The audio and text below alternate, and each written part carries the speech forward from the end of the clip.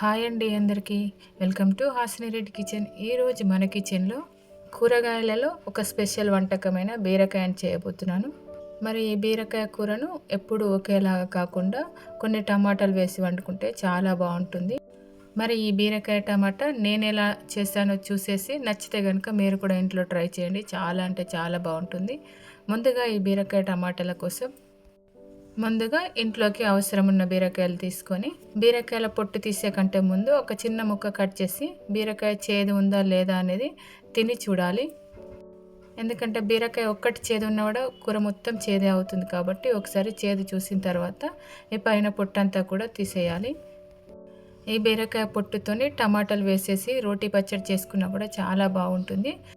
ఒకవేళ బీరకాయ పొట్టుతోని పచ్చడి చేద్దాం అనుకున్నప్పుడు బీరకాయలు మంచిగా కడిగేసిన తర్వాత ఇట్లా పొట్టు తీసేయాలి. నేనైతే ఈరోజు పచ్చడి ఏం చేద్దాం అనుకోవట్లేదు కాబట్టి ముందుగా పొట్టు తీసేస్తున్నాను. మీరు బీరకాయ పొట్టుతోని రోటి పచ్చడి చేద్దాం అనుకుంటే కింద డిస్క్రిప్షన్లో లింక్ ఇస్తున్నాను, చూసేయండి. బీరకాయ కూర మంచిగా ఉడకాలి అంటే కొంచెం పైన పొట్టు ఎక్కువనే తీసేయాలి. పైన తీసేస్తే ఉడకడానికి కొంచెం టైం ఎక్కువ అవుతుంది, అలాగే గర్గర్గా వస్తుంది కాబట్టి కొంచెం ఎక్కువనే పొట్టు కూడా తీసేయాలి. కూర కూడా చాలా రుచిగా ఉంటుంది, లేదంటే పొట్టుగా వస్తుంది కాబట్టి అట్లా మంచిగా మొత్తం తీసేసిన తర్వాత ఈ బీరకాయలను ఫ్రెష్గా కడిగేసి కట్ చేసే ప్లేట్లో వేసేసుకోవాలి. తర్వాత బీరకాయలకు తొడిమ పార్ట్ అలాగే వెనుక పార్ట్ కూడా కట్ చేసేయాలి. దీనివల్ల కూడా కూర చేదొస్తుంది. కొంచెం ఎక్కువనే కట్ చేసేసుకోవాలి. తర్వాత ఇట్లా చిన్న చిన్న ముక్కలాగా కట్ చేసుకోవాలి. మామూలుగా బీరకాయకి ఎలా కట్ చేసుకుంటామో అంతవరకు చిన్నగా కట్ చేసుకోవాలి. బీరకాయలు కొంచెం చిన్నగా కట్ చేస్తేనే మంచిగా ఉడుకుతుంది కాబట్టి ఇట్లా చిన్న చిన్న ముక్కలాగా కట్ చేసేసుకోవాలి. బీరకాయ కూర నచ్చని వాళ్ళు మాత్రం ఇట్లా టమాటాలు వేసి బీరకాయ కూర చేసుకుంటే చాలా బాగుంటుంది. కొంచెం పుల్లగా ఉంటుంది బీరకాయ కాబట్టి టేస్ట్ మంచిగా వస్తుంది. కాకపోతే ఎక్కడ కూడా చేదు వచ్చే బీరకాయలను అయితే వేసుకోవద్దు. ముందు టేస్ట్ చూసిన తర్వాతనే బీరకాయలు కట్ చేసి ఇట్లా రెడీ ఉంచుకోవాలి. ఇలాగే మొత్తం బీరకాయలు కట్ చేసుకున్న తర్వాత పావు కేజీ టమాటాలు కూడా కట్ చేశాను. అలాగే 4 పచ్చిమిర్చీలను కూడా చిన్నగా కట్ చేసి ఉంచాను. అలాగే ఉల్లిపాయలు, కరివేపాకు 2 కూడా చిన్నగా కట్ చేసి ఇలా రెడీ ఉంచుకోవాలి. తర్వాత స్టవ్ పైన గిన్నె పెట్టేసి వేడైన తర్వాత 30 to 40 ml వరకు వంట నూనె వేసేస్తున్నాను. ఆయిల్ మంచిగా వేడైన తర్వాత పావు టీ స్పూన్ ఆవాలు అలాగే పావు టీ స్పూన్ జీలకర్ర కూడా వేసేసాను. అవి చిటపట అన్న తర్వాత కట్ చేసిన పచ్చిమిర్చి కూడా వేసేసుకోవాలి. ఇవి కొంచెం వేయించుకున్న తర్వాత ఉల్లిపాయ ముక్కలను కూడా వేసేసుకోవాలి.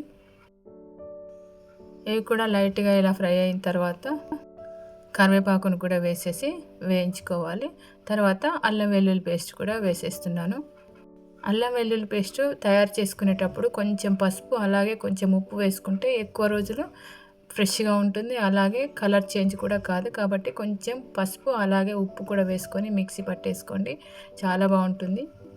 ఇలా అల్లం వెల్లుల్లి పేస్ట్ కూడా వేయించుకున్నాక పావు టీ స్పూన్ వరకు పసుపు కూడా వేసేసి ఇవన్నీ కూడా పచ్చివాసన పోయేంత వరకు వేయించుకున్న తర్వాత ముందుగా కట్ చేసిన టమాటా ముక్కలను కూడా ఇప్పుడు వేసేసుకోవాలి. అయితే బీరకాయలు వేసే కంటే ముందు టమాటాలు వేస్తే మంచిగా ఉడుకుతాయి. కొంచెం కూర నీరులాగా అవుతుంది కాబట్టి ముందుగా టమాటా ముక్కలు వేసేసి ఇట్లా మంచిగా కలిపేసిన తర్వాత స్టవ్ని మీడియం ఫ్లేమ్లో ఉంచేసి ఒక 2 నిమిషాల వరకు దీన్ని ఉడకనివ్వాలి. 2 నిమిషాల తర్వాత మూత తీసేసి ఇదంతా కూడా మంచిగా కలపాలి. టమాటా దాదాపుగా ఉడికిపోయింది. ఒకవేళ ఉడకనట్టుగా అనిపిస్తే ఇంకొక నిమిషం వరకు మూత పెట్టేసి ఉడకనివ్వాలి. తర్వాత ముందుగా కట్ చేసిన బీరకాయ ముక్కలన్నిటిని కూడా దీంట్లో వేసేసుకోవాలి. అలాగే కొంచెం కారం పొడి కూడా వేస్తున్నాను, 1/2 టీ స్పూన్ వరకు.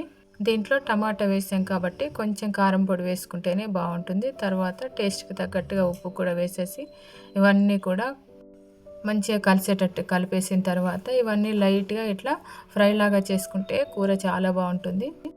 తర్వాత స్టవ్ని మీడియం ఫ్లేమ్లోకి మార్చేసి మూత పెట్టేసి మధ్య మధ్యలో తీసుకుంటూ కలుపుకుంటూ ఇట్లా 5-6 నిమిషాల వరకు కూడా ఉడికించుకోవాలి. అప్పటి వరకు బీరకాయ కూర దాదాపుగా ఉడికిపోతుంది. బీరకాయ కూర మంచిగా ఉడికిన తర్వాత ఒక వెల్లుల్లి పొట్టు తీసేసి ఇట్లా దంచేసి వేయాలి లైట్గా. లాస్ట్లో వెల్లుల్లి వేయడం వల్ల చాలా బాగుంటుంది. తర్వాత కొంచెం వేయించిన ధనియాల పొడి అలాగే కొత్తిమీర ఆకు కూడా వేసేసి మంచిగా కలిపేసి సర్వ్ చేసేసుకోవడమే. ఇలా చేసిన బీరకాయ కూర మాత్రం చపాతీలోకి లేదంటే బియ్య పట్టులోకి చాలా బాగుంటుంది. ఇంతేనండి, సింపుల్గా టేస్టీ బీరకాయ టమాటా చేసుకోవడం. ఇలా బీరకాయ టమాటా మీరు కూడా ఇంట్లో ట్రై చేయండి. మరి మీకు ఎలా వచ్చిందో కామెంట్ బాక్స్‌లో మీ ఫీడ్‌బ్యాక్‌ని అయితే కామెంట్ చేయండి. అలాగే మరిన్ని మంచి రెసిపీస్ కోసం హాసిని రెడ్డి కిచెన్ ఛానల్‌ని సబ్స్క్రైబ్ చేయండి. ఎప్పటిలాగానే వీడియో చూసిన తర్వాత వీడియోని లైక్ చేయడం, అలాగే షేర్ చేయడం అయితే అస్సలు మర్చిపోకండి. అదేవిధంగా పైనున్న గంట సింబల్‌ని కూడా టచ్ చేయండి. ఇంతేనండి. ఈ వీడియో చూసిన వాళ్ళందరికీ కూడా పేరు పేరున చాలా చాలా థ్యాంక్ యూ.